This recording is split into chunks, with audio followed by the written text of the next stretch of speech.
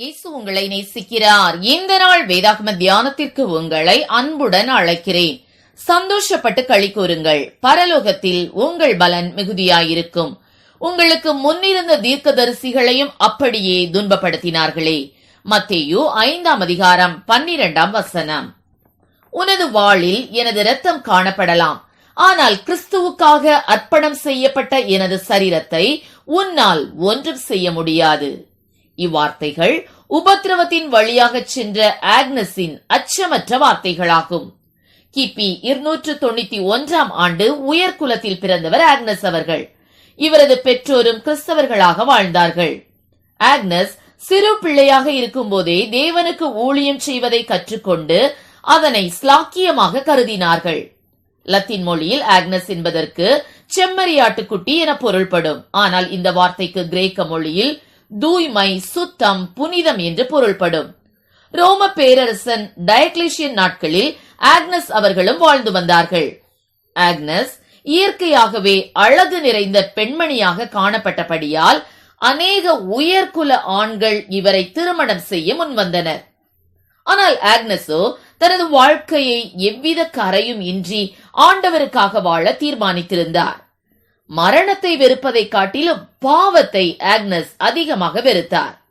இத்தகைய சூழலில் ஆட்சிக்குழு தலைவரின் மகனான இளம் வாலிபன் ஒருவன் ஆக்னஸை திருமணம் செய்ய துடித்துக் கொண்டிருந்தான்.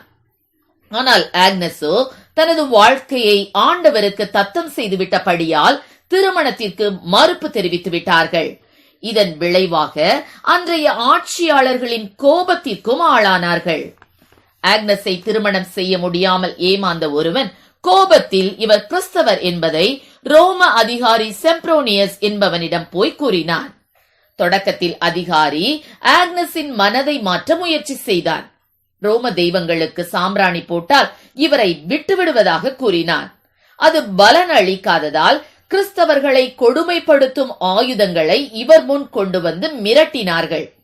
இவரோ எதை கண்டும் பயப்படவில்லை. இதனால் ஆக்னஸை விலை மாதர் இல்லத்திற்கு அழைத்துக் கொண்டு செல்லுமாறும் யாரும் இவரை கரைப்படுத்தலாம் என்றும் அதிகாரி அறிவித்தான்.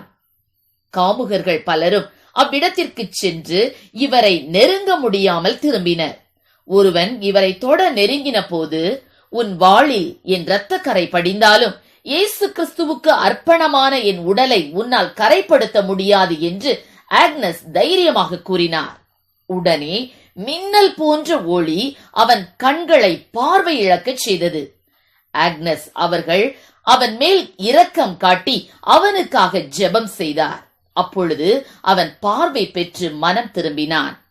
இயேசுவின் மேல் கொண்ட அன்பால் இறுதி வரை ரோம தெய்வங்களை வணங்காத காரணத்தால் ரோம அதிகாரி இவருக்கு மரண தண்டனை விதித்தான். இச்சூழலில் மரண தண்டனையை நிறைவேற்றுகிற மனிதன் கடைசி வாய்ப்பாக இயேசு கிறிஸ்துவை மறுதலிக்க கேட்டுக்கொண்டான். ஆனால் ஆக்னஸ் மறுபடியும் மறுத்துவிட்டு ஒரு சிறு ஜெபத்தை ஏறெடுத்து தன்னை தைரியமாக மரணத்திற்கு ஒப்பு கொடுத்தார். ஆக்னஸ் ஒரு கம்பத்தில் கட்டப்பட்டு எரிக்கப்படுவதற்கு கட்டப்பட்டார். ஆனால் அந்த கம்பத்தில் நெருப்பு பற்றவில்லை. எனவே போர் வீரன் ஒருவனின் வாளினால் ஆக்னஸின் தலை வெட்டப்பட்டது. கிபி 304 ஜனவரி 21ஆம் தேதி தனது 13ஆம் வயதிலேயே இயேசுவுக்கு இரத்த சாட்சியாக மரித்தார். அதன் பின்பு ஆக்னஸின் சரீரத்தை அவரது பெற்றோர் ரோமில் உள்ள நோவன்ரானா என்ற இடத்தில் அடக்கம் செய்தார்கள். பின் நாட்களில் ஆக்னஸின் கல்லறைக்கு மேல் கான்ஸ்டான்டைன் மன்னனின் மகள் ஆலயம் ஒன்றினை கட்டியதாக தகவல் ஒன்று கூறுகிறது.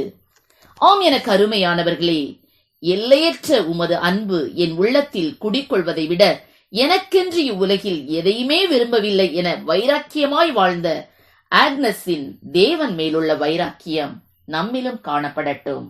கர்த்தர் தாமே நம்மை ஆசீர்வதிப்பாராக. ஆமேன். ஜெபம். எங்களை அதிகமாய் நேசித்து வழி நடத்துகிற எங்கள் அன்பின் பரலோக பிதாவே, அப்பா, ஒரு சிறு பெண்ணாக இருந்த போதிலும் ஆண்டவரே கிறிஸ்துவுக்காக அப்பா ஆண்டவரே ஸ்தோத்திர தைரியமாக வைராக்கியமாக ஆண்டவரே அதிகாரிகள் முன் நின்று அப்பா ஆண்டவருடைய வல்லமையை பெற்று கர்த்தாவை சாட்சியாய் வாழ்ந்த மகளை போல ஆண்டவரே அப்பா கிறிஸ்துவின் மேலுள்ள கர்த்தா வைராக்கியம் எங்களுக்கு காணப்படட்டும். அப்பா நிந்தைகளையும் அவமானங்களையும் அடிகளையும் கட்டுகளையும் காவலையும் ஆண்டவரை அனுபவித்தாலும் ஆண்டவரே முடிவு வரை நிலைத்திருந்தது போல கர்த்தாவை ஸ்தோத்திர ராஜா ஆண்டவரே என்ன போராட்டம் போராட்டங்கள் பிரச்சனைகள் வந்தாலும் கிறிஸ்துவிலே முடிவு வரை நிலைத்திருக்கக்கூடிய கிருபைகளை கொடுப்பீராக. ஆசீர்வதியும். இயேசுவின் நாமத்திலே ஜெபிக்கிறோம் நல்ல பிதாவே, ஆமீன்.